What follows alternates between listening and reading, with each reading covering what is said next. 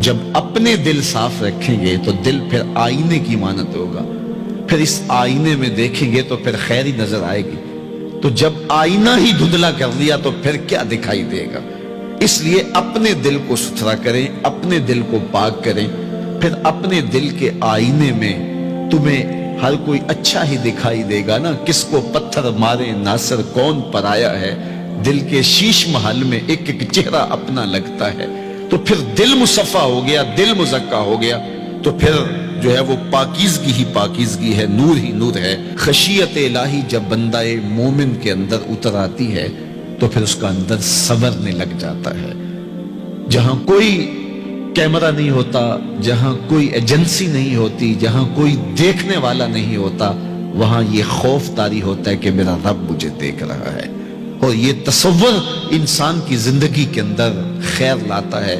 خشیت الہی باطن کو نکھارتی ہے، سجدوں میں لذت پیدا کرتی ہے، رکوع اور قیام میں سرور پیدا کرتی ہے، یہ نیتوں کے اندر خلوص اور للہیت پیدا کرتی ہے، یہ تمہارے اعمال کے اندر حسن پیدا کرے گی۔ اگر اللہ کی خشیت باطن میں نہیں ہے تو کھوکھلے عمل ہوں گے، ریا ان پر مسلط ہو جائے گی، دکھلاوا آ جائے گا، عجب آ جائے گا۔ ہم تو نماز پڑھنے لگ جائیں تو بے نمازیوں کو حقیر سمجھنے لگ جاتے ہیں۔ وہ کیسی نماز ہے جس نے ہمیں تکبر میں مبتلا کر دیا، جس نے ہمارے دماغ میں غرور بھر دیا، ہمیں لوگ بونے بونے اور چھوٹے چھوٹے دکھائی دینے لگے اگر ہم نے جو ہے وہ چند سجدے کر لیے۔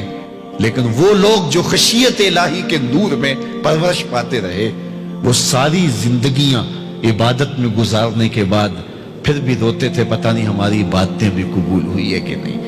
حضرت سری سکتی رضی اللہ تعالیٰ عنہ دن میں کئی بار آئینہ دیکھتے تھے اور اپنے چہرے پہ ہاتھ پھیر کے دیکھتے تھے، کہیں میرے گناہوں کے سبب سے میرا چہرہ سیاہ تو نہیں ہو گیا۔ حضرت جنید بغدادی کے سکے ماموں لگتے ہیں، فرماتے ایک دن حضرت سری سکتی نے مجھے نصیحتیں کی، ایک نصیحت کی تو میرے پاؤں تلے سے زمین نکل گئی۔ کہنے لگے بیٹا جب میں مر جاؤں تو مجھے بغداد سے باہر دفن کرنا۔ تو میں نے کہا کہ حضرت لوگ تو بغداد میں دفن ہونے کو ترستے ہیں، تو آپ کہتے ہیں مجھے بغداد سے باہر دفن کرنا؟ تو حضرت سری سکتی رضی اللہ تعالیٰ عنہ فرمانے لگے کہ اے جنید میں ڈرتا ہوں میری بدعمالیوں کی وجہ سے بغداد کی مٹی مجھے قبول کرنے سے انکار نہ کر دے۔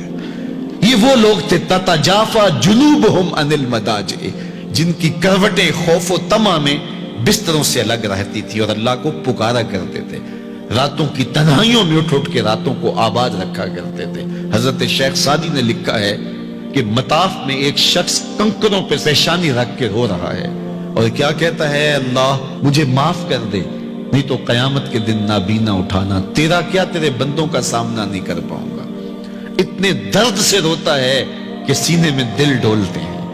ایک شخص تو اپنا طواف چھوڑ کے اس کے پاس کھڑا ہو گیا، اس کی پشت پہ ہاتھ پھیرنے لگا، حوصلہ رکھ اللہ بڑا کریم ہے، حوصلہ رکھ اللہ بڑا رحیم ہے، اور اس کو تسلی دینے لگا۔ اور وہ اتنے درد سے روتا ہے، اس کی چیخیں سنی نہیں جاتی، مطاف کے کنکروں پہ اس کے آنسو گرتے ہیں اور کہتا ہے اے اللہ مجھے معاف کر دے نہیں تو نابینا اٹھانا، تیرا سامنا تو بڑی دور کی بات، تیرے بندوں کا سامنا نہیں کر پاؤں گا۔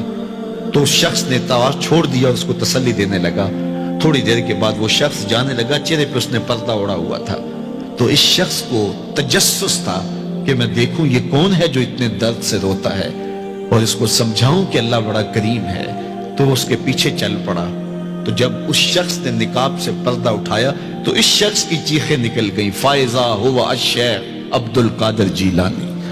تو یہ زاروں کے تار رونے والا شیخ عبد القادر جیلانی تھا۔ آج پیر کہتا ہے کہ میں تمہیں بخشوا دوں گا، ضمانت فراہم کر رہا ہے۔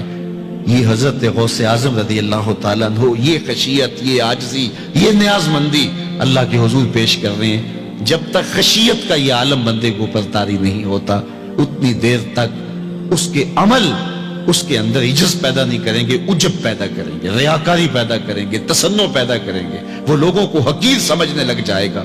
اور اس کائنات میں اس سے بڑا کیا جرم ہو کہ کوئی کسی کو حقیر سمجھے؟ تو کسی کو حقیر مت سمجھو، اپنے اعمال کا کیا یقین ہے کہ وہ قبول ہوئے کہ نہیں ہوئے؟